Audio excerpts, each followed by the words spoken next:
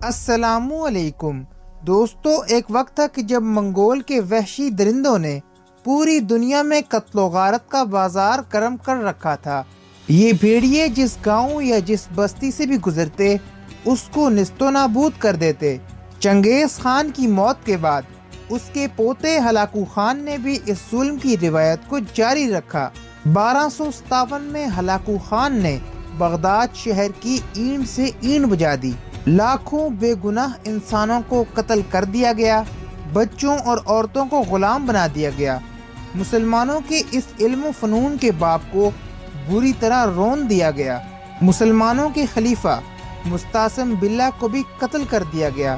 اس واقعے نے پوری امت مسلمہ کو شدید دکھ میں مبتلا کر دیا اور مسلمانوں کے اندر بدلے کی آگ بھڑکا دی۔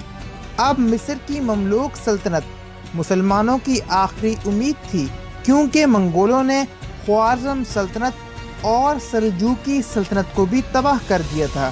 اس واقعے کے بعد ہلاکو خان نے حلب کو بھی تباہ کر دیا اور وہاں پر موجود تمام مسلمانوں کو بھی قتل کر دیا۔ حلب کی تباہی کے وقت بہت سے کمانڈرز مملوک سلطنت کے ساتھ جا ملے۔ ان میں سے ایک کمانڈر کا نام رکن الدین بیبرس تھا۔ اس شخص کی زندگی اب تک گمنامی میں گزر رہی تھی، لیکن اب ایک ایسا واقعہ ہونے والا تھا کہ جس کے بعد یہ شخص مسلمانوں کا ہیرو بننے والا تھا۔ ہلاکو خان نے اب مسلمانوں کی آخری بچی ہوئی سلطنت مملوک سلطنت کو بھی ختم کرنے کا فیصلہ کیا۔ اس نے مملوک سلطنت کے سلطان سیف الدین کو یہ خط لکھا کہ میں اپنی فوج کے ساتھ تمہیں رون ڈالوں گا اگر تم نے ہماری اطاعت قبول نہ کی۔ سیف الدین ایک بوڑھا سلطان تھا، لیکن اس کے حوصلے ابھی بھی جوان تھے۔ وہ مسلمانوں کے لیے میدان میں آ کھڑا ہوا۔ اس نے اس خط کے جواب میں ہلاکو خان کو کہا، میں تمہاری اطاعت کرنے پر اپنی موت کو ترجیح دیتا ہوں۔ یہ بات یاد رکھو، میں تمہارے سامنے نہیں جھکوں گا۔ اس جواب نے ہلاکو خان کو غصے سے پاگل کر دیا اور وہ 1,20,000 فوج کا لشکر لے کر مصر کی جانب روانہ ہو گیا۔ مصر اس وقت مملوک سلطنت کا دارالحکومت تھا۔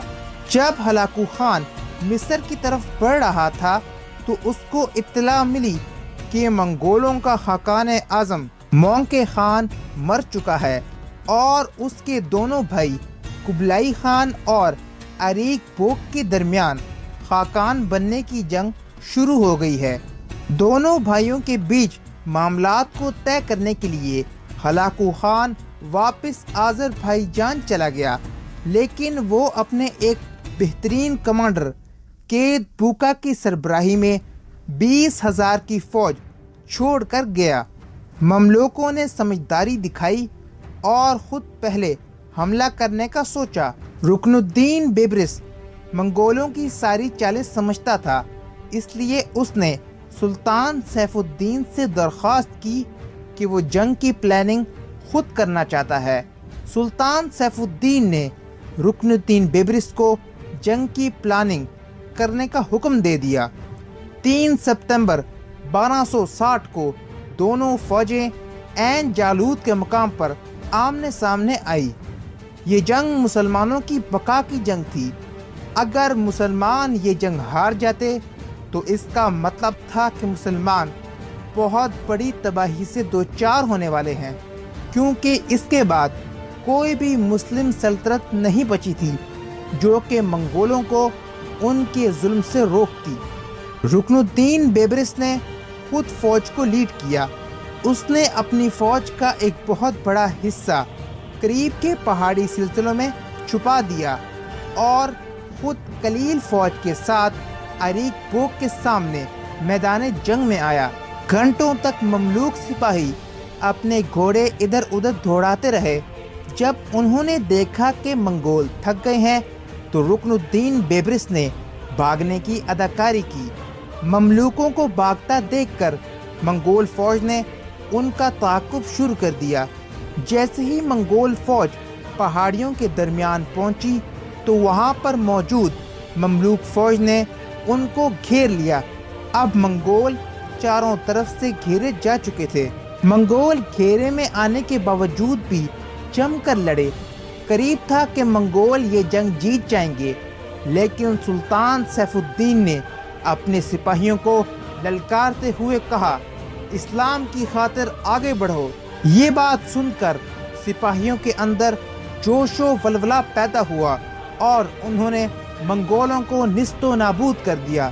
اریک پوک اب مملوکوں کے ہاتھوں گرفتار ہو چکا تھا۔